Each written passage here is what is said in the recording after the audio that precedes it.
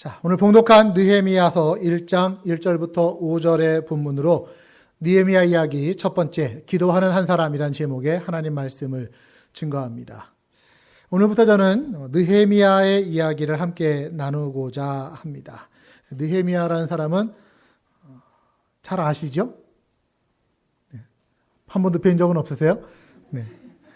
지금부터 약 2500여 년 전의 사람입니다. 그래서 구약 성경의 가장 마지막 시대의 인물이라고 얘기할 수가 있겠습니다. 그 사람의 특징은 예루살렘의 성벽을 재건하는 과정을 통해서 그 민족의 가슴에 비전과 부흥을 가져온 사람이다. 우리는 이렇게 느헤미야를 기억합니다. 그래서 느헤미야를 리빌더, 재건자 이렇게 표현할 수가 있을 텐데요. 제가 왜 갑자기 이 느헤미야서를 꺼내서 들었는가? 종교개혁 500주년이라고 하면서 뭔가 우리들도 그 종교개혁의 정신으로 다시 돌아가야 되겠다. 개혁에 대한 말씀을 전해야 될 것 같은 부담감이 저에게는 있었습니다. 또 한편으로는 올해 저희 교회가 말씀 집회를 이제 안 하고 생략하고 또 넘어가서 내년으로 연기하기로 그렇게 결정을 했는데요. 그러면서 제 마음에 드는 게 특별히 외부에서 말씀 집회 강사 모셔야만 말씀 집회인가? 담임 목사가 말씀 집회 하듯이 준비해가지고 전해드리면 그게 또 집회가 될 수 있지라고 하는 그 마음으로 제가 특별 집회 강사가 된 그 마음으로 준비해가지고서 드리는 겁니다. 여러분 앞으로 10주 넘을 기간이지만 여러분 느헤미야서 꼭 한 주에 한 번씩 정도만이라도 읽어서 오시면 함께 말씀 나누는 데 도움이 될 것 같습니다. 특별히 또한 의미가 있다면 말씀드리지만 제가 누누이 제가 이번에 부임한 지 벌써 만 10년이 되는 때가 되었습니다. 마음속에 지나온 10년 그리고 또 앞으로의 기간들을 생각하면서 새로운 출발을 다짐하려고 할 때 제 마음속에 계속 맴도는 단어들이 바로 이런 단어입니다. rebuild, 다시 세우는 거, reformation 하는 거, renew하고 refresh하고 그리고 결국은 revival 하는 거, 부흥되어지는 것들. 어떻게 그것이 가능할까를 생각할 때에 성경에 나와 있는 이 무너진 곳을 보수하고 다시 세우는데 가장 모범되는 사람, 그래서 느헤미야의 이야기를 함께 여러분들과 같이 나누고자 합니다. 아무쪼록 오늘부터 시작되는 이 느헤미야서의 이야기를 통해서 우리 가운데 하나님이 무너진 곳을 다시 세우시고 또 보수하시고 개혁시키시고 온전케 하시기를 주님의 이름으로 소망합니다. 자, 우리 느헤미야서를 이해를 하자면 당시의 역사적인 배경을 조금은 알아야 될 것 같아요. 이스라엘의 역사를 여러분 잘 아시죠?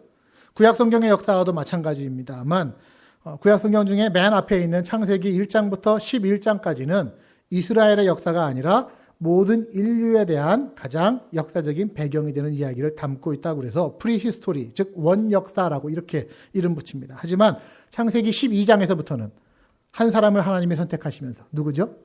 아브라함입니다. 아브라함 한 사람을 선택하시면서부터 이스라엘에 대한 관심을 보이기 시작합니다. 아브라함과 또 그 아들 이삭과 야곱과 요셉으로 이어지는 족장들의 이야기. 그 뒤에는 민족은 번성했지만 그러나 이집트에 내려가서 함께 노예 생활을 하며 살고 있던 그 백성들의 현실들, 그리고 모세라고 하는 한 사람을 통해서 이루어지는 출애굽의 역사, 그리고 모세의 뒤를 이은 여호수아와 함께 가나안 땅을 정복하고 하나님 주신 땅을 새롭게 만들어가는 이야기들. 지금 성경 어디 하고 있는지 아시죠? 네, 쭉 따라오셔야 됩니다. 그리고 가나안 땅을 다 분배했어요. 그리고 난 이후에는 각각 땅 얻었다고 해서 자기들 마음대로 자기가 왕인 것처럼 살았던 사사시대의 사람들의 기록이 나옵니다. 힘든 생활들, 외부로부터의 침략. 그래서 우리에게도 혹시 왕이라도 있으면 괜찮지 않을까 해서 하나님께 조르고 졸라서 결국 왕을 얻어냅니다. 첫 번째 왕 사울입니다. 그리고 다윗과 솔로몬. 아직 왕국이 채 분열되기 이전에 이스라엘이라고 한 나라가 번성했던 시기를 단일 왕국 시대라고 말하고요. 솔로몬의 뒤를 이어서 나라가 남북 왕조로 갈라지고 난 이후의 시대를 분열 왕국 시대라고 말합니다. 특별히 분열 왕국 시대에는 왕을 비롯한 백성들이 다 하나님 앞에서 온전하게 행하지 못한 부분들이 너무나 많이 있었기 때문에 하나님께서는 수많은 선지자들, 예언자들을 보내셔서 하나님 앞에 돌아오라, 회개하라 하고 요청하지만 그렇게 하지를 못합니다. 결국 하나님의 심판이 북왕국 이스라엘부터 남왕국 유다까지 차례로 멸망당하게 되어집니다. 남왕국 유다는 멸망당하고 바벨론이라고 하는 땅에 포로로 잡혀가게 되어지고 70여 년의 시간들을 지내고 난 이후에 하나님께서 그들에게 다시 은혜를 베푸셔서 이스라엘 땅으로 돌아오게 하시죠. 그래서 다시 돌아와서 그 땅의 그 무너진 곳을 다시 회복하는 것. 예루살렘 성전을 회복하고 또 이스라엘의 그 예루살렘의 성벽을 재건하는 과정들로서 구약의 이야기들은 끝이 나고요. 한 400여 년의 침묵 기간들을 거쳐서 신약 시대로 넘어가게 됩니다. 다 아시죠, 여러분? 네, 죄송합니다. 제가 다 아는 이야기를 제가 혹시 긴가민가 하시는 분들은 네, 다 아시는 분들도 여러분 기억하시길 바랍니다. 수요 성경 공부 시간에 오시면은 구약의 파노라마, 신약의 파노라마 하면서 계속 이러한 하나님의 말씀에 대한 것들을 계란적으로 배울 수가 있습니다. 자, 포로에서 돌아오는 이야기부터 다시 한번 해보시죠. BC 586년경입니다. 남왕국 유다가 멸망당하고 그들은 바벨론이라고 하는 땅으로 포로로 잡혀갑니다. 우리가 왜 하나님 앞에서 진작 돌이켜 회개하지를 못했을까라고 해서 바벨론 그 강가에서 예루살렘을 바라보면서 눈물 짓던 그들의 이야기가 있습니다. 저희가 아는 팝송 중에 보니엠이라고 하는 그룹이 있는데 그 그룹이 아마 By the Riverside of Babylon 뭐 이래 갖고서 By the Riverside of Babylon 뭐 이런 노래를 부르는데 아마 이게 그때 그들의 이야기를 마음에 담았던 가사라고 제가 알고 있습니다. 그렇게 눈물 짓다가 바벨론에 멸망당하고 유다 사람들은 고향 예루살렘으로 돌아올 길이 드디어 열렸습니다. 그래서 BC 536년 스룹바벨이라고 하는 사람을 지도자로 삼고 약 5만 명의 사람들이 1차적으로 귀환을 합니다. 그래서 한 일이 뭐예요? 무너진 예루살렘 성전을 다시 세우는 거였어요. 이스라엘 사람들이니까 하나님 중심의 신앙생활을 하기 위해서는 성전을 다시 세우는 것부터 시작해야 되겠다. 그래서 성전을 큰 어려움이 있었지만 어려움 끝에 성전을 재건합니다. 그로부터 80년 뒤에 이번에는 학사 에스라를 중심으로 해서 1700여 명가량이 다시 예루살렘으로 돌아옵니다. 그런데 돌아와 보니까 예전에 다시 재건된 성전이 있다 하지만 여전히 사람들은 하나님을 저버리고 부패와 타락 가운데 그리고 자포자기의 삶 가운데 살아가고 있었습니다. 이에 에스라는 백성들을 모아놓고 피를 토하는 심정으로 하나님 말씀을 율법책을 강론하면서 우리가 하나님 앞에 말씀대로 살아야 한다라고 하는 것들을 가르쳐 주었죠. 그러면서 예루살렘 성벽을 재건하려고 노력했지만 주위의 많은 반대와 견제 때문에 번번이 실패하고 말았습니다. 그러면서부터 약 10여 년의 시간들이 또 흘러갑니다. 여러분 성벽이라고 하는 것, 예루살렘 성전은 이미 재건됐고요. 성벽은 아직도 불타서 무너진 채 그냥 있었습니다. 성벽이 왜 중요하냐면 성 전체를 둘러싸고 파수하는 보호의 역할을 하는 것이기 때문입니다. 뿐만 아니라 당시의 성벽은요. 성의 중요한 일들이 즉 재판도 성벽 문에서 열렸고 뭐 시장판도 거기에 성벽에서 다 설치되고 그러니까 모든 도시의 중요한 일들이 성벽을 중심으로 처리가 되었던 곳입니다. 그런 성벽이 무너진 채 있습니다. 자기를 보호할 힘도 없고요. 그러다 보니까 하나님 앞에 마음껏 예배하지도 못하는 불안하고 힘든 삶의 연속입니다. 이렇게 세월이 흘러가던 중에 오늘의 주인공 느헤미야가 등장합니다. 자, 1절 말씀을 보실까요? 하가랴의 아들 느헤미야의 말이라.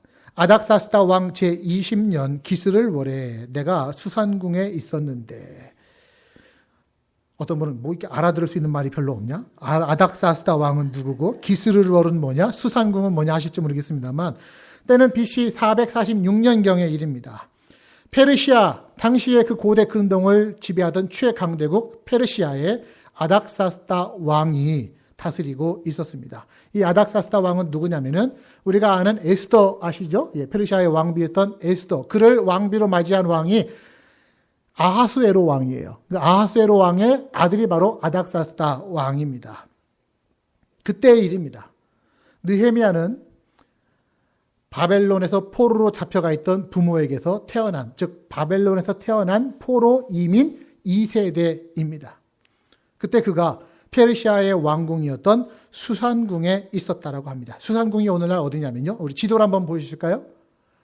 자, 우리 왼편은 지중해이고요. 왼편의 끝에 예루살렘이라고 하는 곳이 있습니다. 그리고 오른편으로 가면은 이 페르시아 만이 있고 그 끝으로 해서 우르라고 하는 지역이 보이죠. 그 우르가 바로 아브라함의 고향이었던 곳. 우르를 떠나서 아브라함이 나중에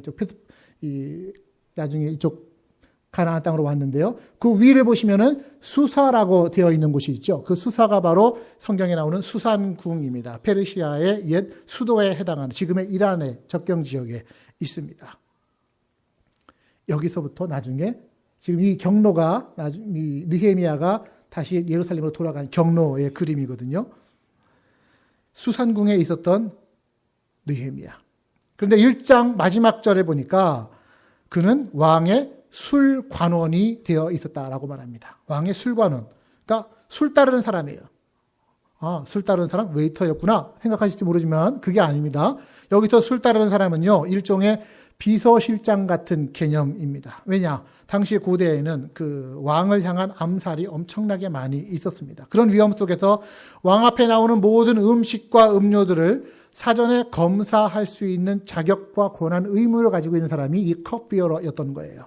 그 모든 자리에 동행했었습니다. 신분도 깨끗해야 했습니다. 국정원 신분조사에 걸릴 게 아무것도 없어야만 되는 사람이었습니다. 왕과 늘 함께 있다 보니까 왕과 자주 대화도 했고 조언도 구하는 일이 많았기 때문에 박학다식한 사람 중에서 골랐습니다. 그리고 비밀이 새나가지 않게 하기 위해서 정직하고 과묵한 사람 중에서 골랐습니다. 자, 느헤미야. 외모도 출중했을 것이고 지식도 매너도 순발력도 있었을 것이고 또한 왕을 구하기 위한 무예도 출중했었을 것입니다. 어때요? 이 정도의 사람이면. 네, 이 정도 사람이면 사윗감 할 만하잖아요. 괜찮잖아요. 그리고 권력의 핵심부에 지금 들어와 있습니다. 느헤미야 개인으로서는 히브리계 이민 2세대로서 이 정도면 성공한 거 아닙니까, 여러분? 이 정도면요. 이렇게 성공한 삶을 살고 있는 느헤미야에게 어느 날 새로운 삶이 시작됩니다. 자, 2절 말씀을 보세요. 내 형제들 가운데 하나인 하나니가 두어 사람과 함께 유다에서 내게 이르렀기로 내가 그 사로잡힘을 면하고 남아있는 유다와 예루살렘 사람들의 형편을 물었다. 자, 고국에 갔던 자기의 형제였던 하나니라고 하는 사람이 돌아왔습니다. 만나서 가장 먼저 한 말이 뭐예요? 선물 뭐 사왔어? 이거 묻는 게 아닙니다. 뭐예요? 예루살렘 형편이 어때? 사람들 어떻게 살고 있어? 형편을 물은 거예요. 느헤미야가 살고 있던 수산궁에서 그 예루살렘은 지리적 거리로는 약 1,500여 킬로미터 정도. 우리식으로 지금 따지면 우리가 토론토라고 했을 때 저 미국으로 넘어가서 아틀란타 정도 거리 될까요? 그 정도 되는 거리입니다. 당시 세계관에서는 땅끝이나 마찬가지예요. 그런데도 느헤미야의 마음은 늘 예루살렘에 있었습니다. 비록 타국이었지만 자기는 왕궁에서 별 어려움과 모자람 없이 풍요로운 생활을 하고 있었던 느헤미야이지만 그의 마음은 망해버린 조국의 현실에 가 있었다라고 하는 것이죠. 관심입니다. 관심이 없으면 들려도 듣지를 못합니다. 관심이 없으면 보여도 보지를 못합니다. 하지만 느헤미야는 관심이 있었습니다. 그래서 묻는 거예요. 예루살렘의 형편이 어때? 사는 사람들의 형편이 어땠어? 그 민족의 운명이 그리고 그 민족이 하나님을 모신 민족이었기 때문에 그 민족을 통한 하나님의 영광이 늘 그에게는 관심사였던 것이죠. 여러분, 우리들이 지금 이민 와서 이 캐나다 땅에서 함께 살고 있습니다. 하지만 우리가 우리의 삶에 너무 매몰되어 살면 이 땅에 사는 삶에 너무 거기에만 안주하며 살면 하나님의 역사가 어떻게 진행되는지 하나님의 일들이 어떤 방향으로 나아갈 것인지에 대한 관심이 사라질 수 있습니다. 그러면 들리는 것 들리지를 못해요. 보는 것 볼 수 없어요. 지금 내가 살고 있는 이 시대가, 이 역사가, 이 상황이 어떤 방향으로 전개되고 있는가라고 하는 역사의식 우리는 갖고 있어야만 되는 겁니다. 오늘 여러분들은 하나님의 역사에 관심을 갖고 계십니까? 예루살렘 성전에 마음이 가 있다라고 하는 거는요. 이걸 우리에게 적용하면 나의 영적 상태를 돌아보는 거예요. 스스로 자기 자신을 살피는 겁니다. 나의 신앙의 본거지는 안전한가? 내 신앙은 지금 건강한가? 내 믿음은 지금 든든한 기초 위에 서 있는가? 아니면 허물어져 있는가? 하나님과 내가 만나는 시간과 공간, 이 예배의 시간과 이 예배의 자리는 나에게 확보되어 있고 가장 중요한 시간으로 내게 여겨지고 있는가? 이걸 묻는 것입니다. 느헤미야의 마음, 예루살렘에 대한 관심에 있었습니다. 그랬더니 예루살렘에 남아있는 백성들의 형편이 들려옵니다. 어떻게 들려옵니까? 3절, 그들이 내게 이르되 사로잡힘을 면하고 남아있는 자들이 그 지방 거기에서 큰 환난을 당하고 있고 능욕을 받고 있고 예루살렘 성은 허물어지고 성문들은 불탔다라고 하는 소리, 아주 비참한 상황의 이야기가 들려옵니다. 자, 예루살렘 성전은, 하나님 오신 성전은 간신히 지어져 있는 상황이에요. 하지만 성벽이 없어요. 사면이 다 뚫려져 있어요. 이웃 민족들의 도적과 약탈이 계속 반복이 되고 있습니다. 마음 놓고 성전에 모이지도 못합니다. 언제 쳐들어올지 모르니까. 그래서 예배도 마음껏 드리지를 못하는 상황입니다. 신앙의 중심지라고 하는 예루살렘에 오긴 왔는데 여전히 영적인 기능은 감당하지 못합니다. 신앙이 온전히 서지를 못합니다. 예배가 온전히 회복되지를 못하는 상황인 것입니다. 그런 고민을 지금 하고 있는 거예요. 여러분들의 오늘 고민은 무엇입니까? 고민이 있으시다면 오늘 여러분의 고민은 무엇입니까? 혹시 여러분 우리의 고민이 먹고 사는 것, 여기에 매여 있지는 않습니까? 뭐 입을까? 뭐 먹을까? 어디 살까? 물론 이런 것들이 중요한 것이죠. 하지만 거기에만 매몰되어 있는 우리의 고민이라면 이건 좀 문제가 있는 겁니다. 혹시 우리가 느헤미야처럼 성벽이 허물어져서 공동체가 위기에 처해 있다는 상황, 그것이 눈에 들어오면서 그것이 우리의 고민이 되고 있지 않습니까? 영적인 고민을 여러분들은 하시며 살고 계십니까? 우리 주위에 지금 우리의 성벽도 혹시 무너져 내리고 있지는 않은지요? 지금 영적 무너짐의 현상들이 많이 있다고 저는 생각합니다. 사회적으로도 그렇습니다. 교회적으로도 그렇습니다. 이 사회가 지금 어떤 사회입니까? 날로 도덕 불감증에 빠져 있는 사회입니다. 물질 만능주의에 휩싸여져 있습니다. 교회는 점점 더 타락해져 가고 있어서 또다시 종교개혁이 일어나야 한다라고 하는 이야기가 빈번히 들려옵니다. 대형 교회들이 자기 자녀들에게 세습하면서 가고 있고요. 한국 사회는 어떻습니까? 보수와 진영은 날라져가지고 끊임없는 갈등이 이루어지고 있습니다. 하나님의 창조 질서가 훼손되어지고 있고 성적인 문란이 사회 곳곳에 만연해져 있는 현실. 그것이 한국 땅만이 아니라 이곳 캐나다 땅도 여전히 마찬가지의 현실입니다. 개인적으로는 어떻습니까? 우리도 역시 이 시대 가운데 살면서 물질이 최고야. 돈이면 다 돼. 뭐니 해도 머니가 최고야. 이런 생각 혹시 하고 있지 않나요? 하나님이 내게 맡긴 사명보다는 그저 이 땅 가운데서 내가 잘 먹고 잘 사는 향락주의에 빠져서 혹시 지내고 있지는 않으신지요?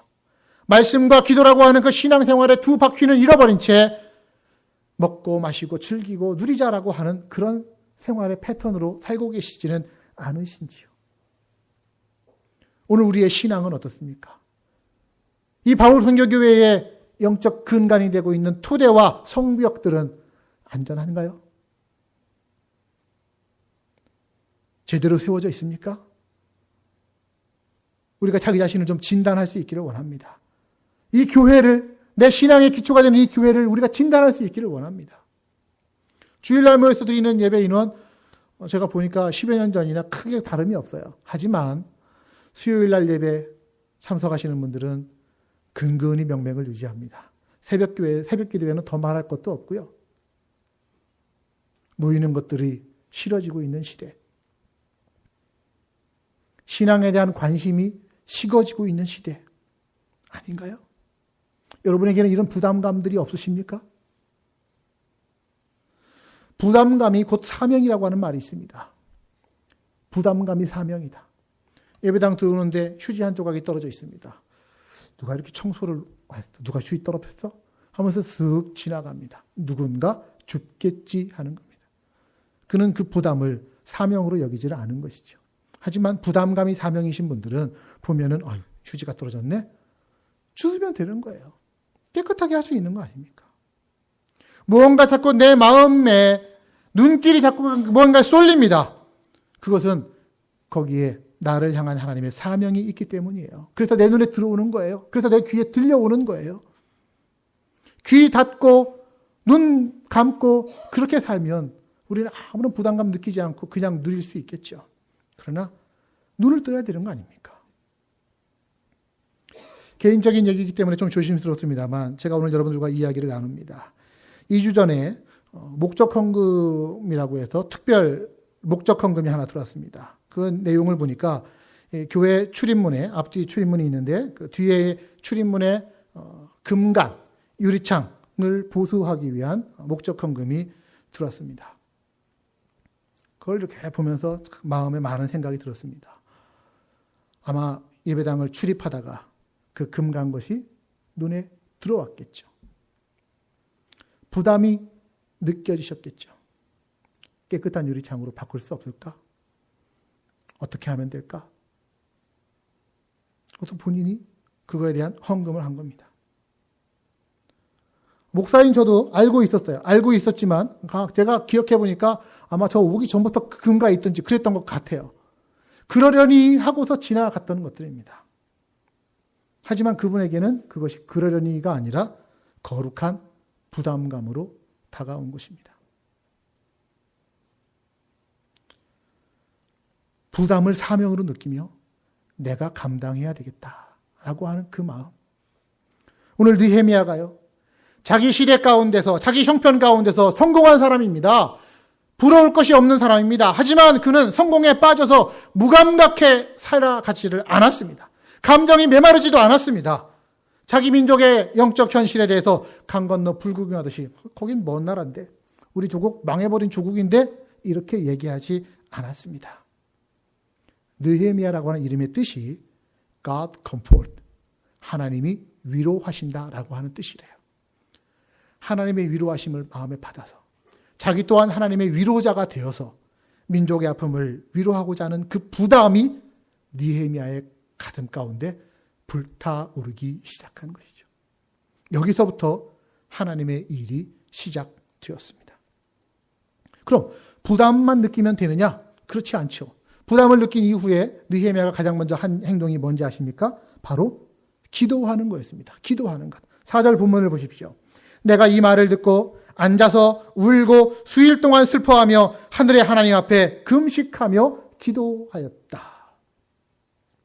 예루살렘의 소식을 들었어요. 가장 먼저 한 일이 운 거예요. 통곡한 거예요. 아마 부모 돌아가신 것처럼 그렇게 울었을지도 모릅니다.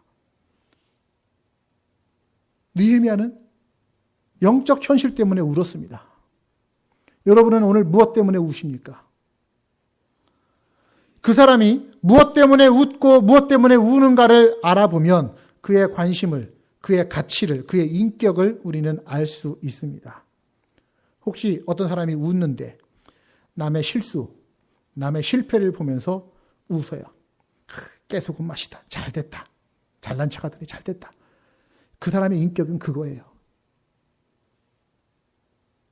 어떤 사람이 우는데 내 물질에 소유물에 좀 손해가 났다고 울고 자존심 상했다고 울고 교회 왔는데 누가 날 아는 체 안 했다고 무시했다고 울고 그러면 죄송합니다만 그분의 인격도 거기까지입니다.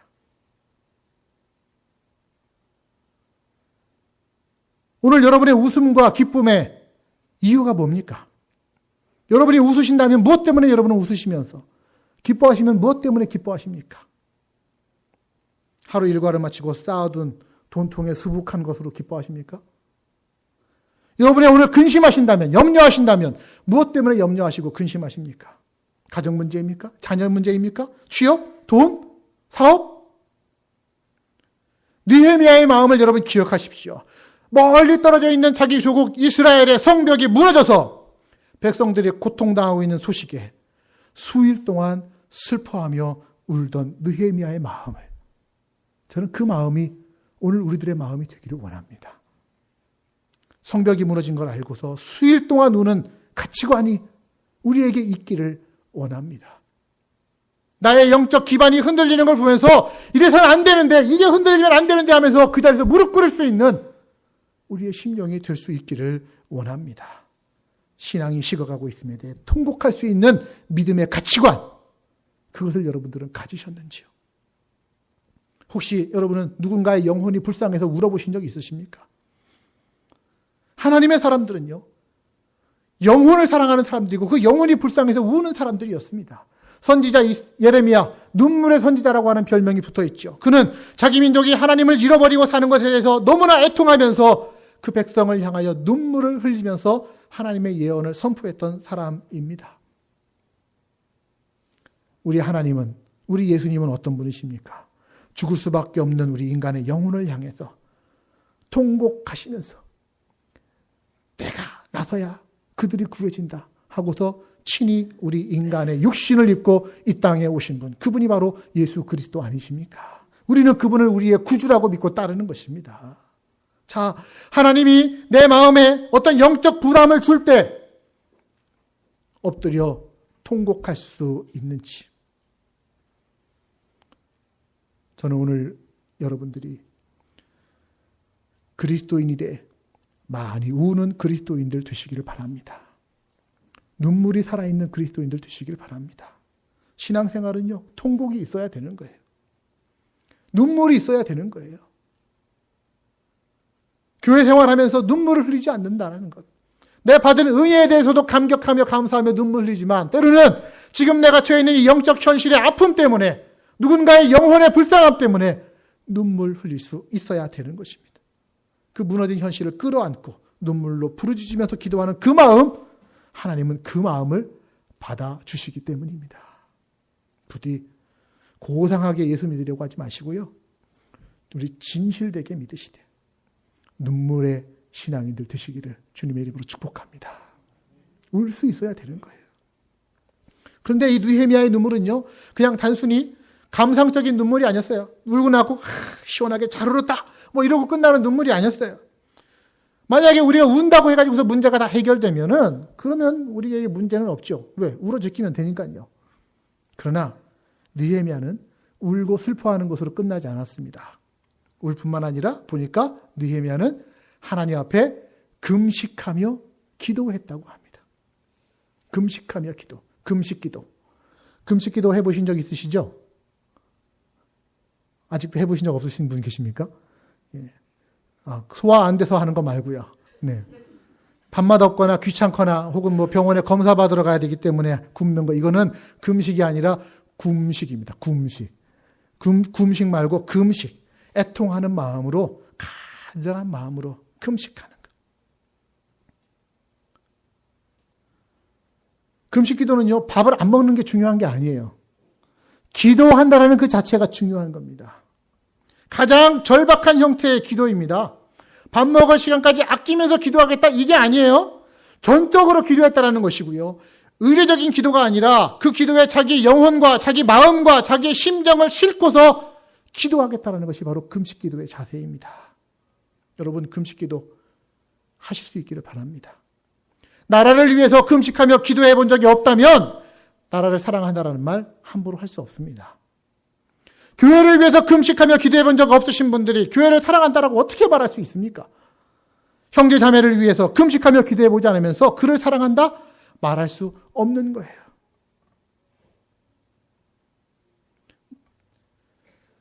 느헤미야가 왜 지금 이렇게 절박하게 기도합니까? 사랑 때문이죠. 사랑. 부담감입니다. 자기 조국과 자기 백성을 향한 불타는 마음을 하나님이 주셨는데, 자기가 기도의 능력을 알아요. 기도의 권세를 알아요. 기도의 비밀을 알아요. 그러면 어떻게 기도 안 할 수가 있습니까? 자기 조국의 현실을 두고 기도하게 되어지는 것이죠. 금식하며 기도할 수밖에 없는 것이죠. 여러분들은 언제 기도하십니까? 무슨 일에 대해서 언제 기도하십니까? 이것저것 다 해보고 나가지고서 이것도 안 되니까 우리 기도라도 한번 해보자 할 때 기도하십니까? 아니요. 무엇보다 먼저 기도하는 것입니다. 기도가 가장 먼저입니다. 순서다. 기도하며 준비해야 되고, 기도하며 시작해야 되고, 기도하며 진행하고, 기도하며 마무리할 수 있어야 기도로 사는 사람입니다. 한 사람이 기도하기 시작하면 하나님의 역사는 얼마든지 거기에서부터 시작할 수 있다는 걸 여러분 기억하십시오. 영적 부흥 어디서 옵니까? 물론 하나님이 허락하시는 거죠. 하나님이 주시는 거죠. 하지만 그 영적인 부흥은 하나님의 사람을 통해서 오는 것입니다. 기도하는 한 사람. 기도하는 사람을 통해서 옵니다.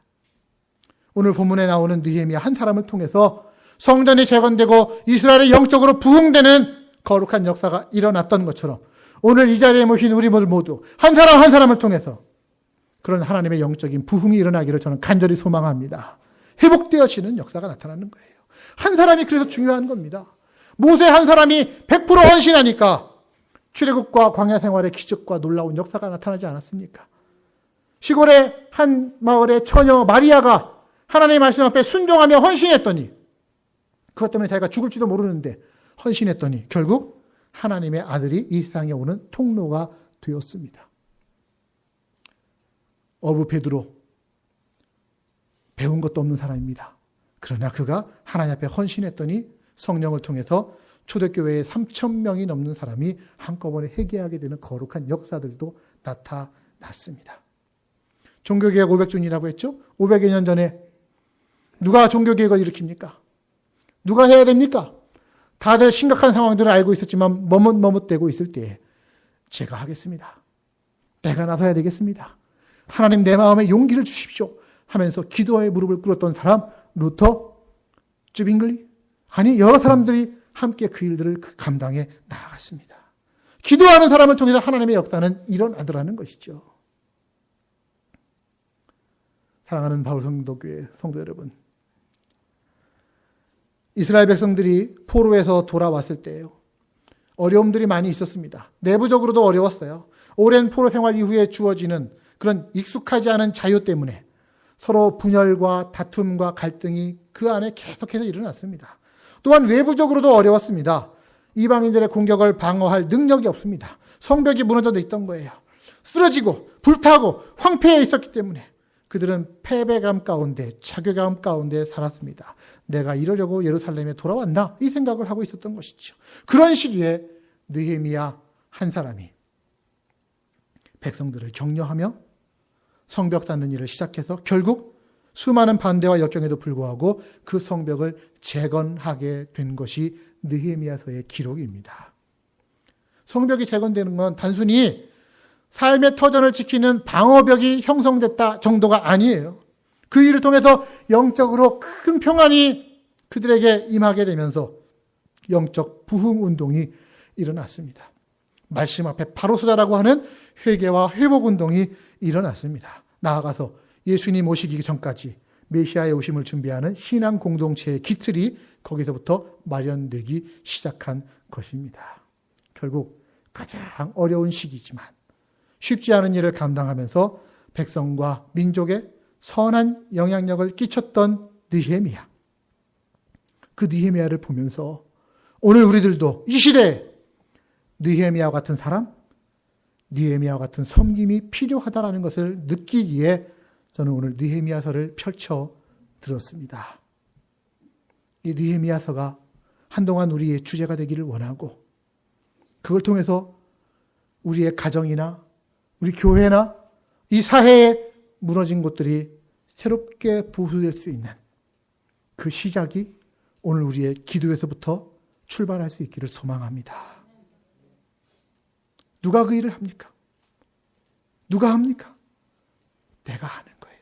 나의 섬김, 나의 헌신, 나의 기도로서부터 시작하는 겁니다. 예루살렘 성벽 재건하는 것 느헤미야 한 사람에서부터 시작되었던 것처럼 하나님은 그 한 사람이 시작하기를 기다리고 계세요.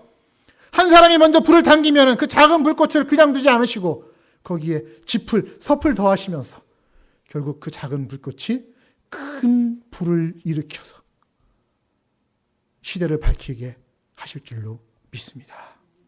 역사는 한 사람 한 사람을 통해 일하시는 하나님의 기록입니다. 2500여 년 전에 느헤미야를 통해 일하셨던 하나님은 지금도 역사하고 계신 줄로 믿습니다. 그 하나님이 누굴 통해서 역사하기를 원하십니까?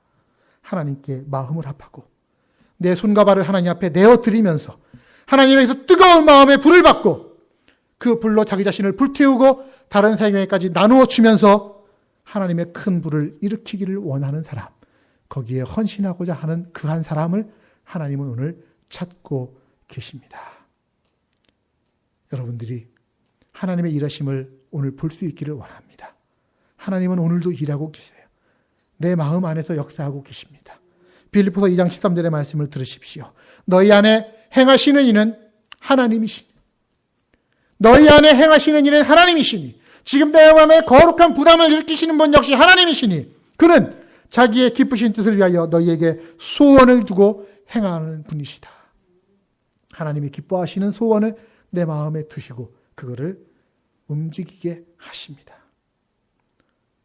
우리의 마음에 작은 비전이 생겼다 할지라도 여러분, 하나님은 이걸 얼마든지 크게 하실 수 있는 분이에요.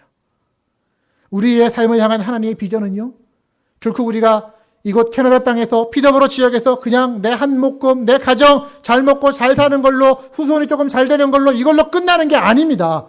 하나님의 비전은, 우리를 향한 하나님의 생각은 내 생각보다 훨씬 크다라는 것을 여러분 아십시오.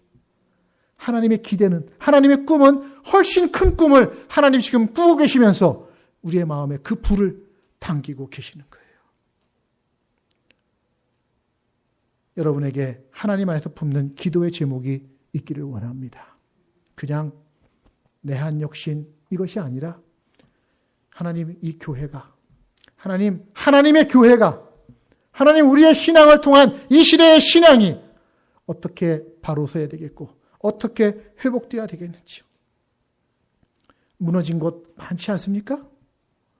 한 개인의 신앙도 그냥 이대로 먹고 사니즘으로 끝나는 신앙, 이건 무너진 거예요.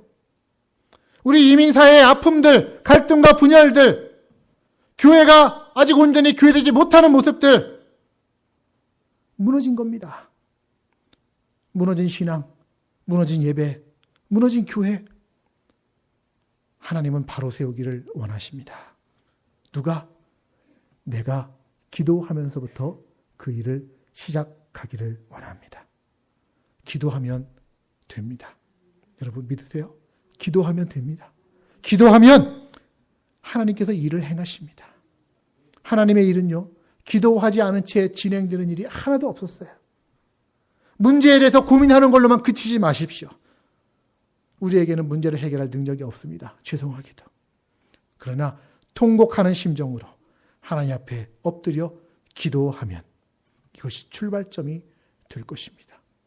그래서 오늘 말씀을 듣고 우리 함께 기도하기를 원하고요. 이 한 주간 함께 여러분의 가정에서 또 기도의 자리에서 많이 기도할 수 있기를 바랍니다. 하나님께서 기도하는 자에게 방법을 보여주실 것이고, 기도하는 사람에게 일꾼을 붙여주실 것이고, 기도하는 사람에게 그 모든 일을 행할 수 있는 능력 또한 덧입혀 주실 것입니다. 기도하는 그 사람으로 하여금 무너진 성벽이 재건되는 감격스러운 역사의 주인공이 되는 여러분들 되시기를 우리 주님의 이름으로 축복합니다.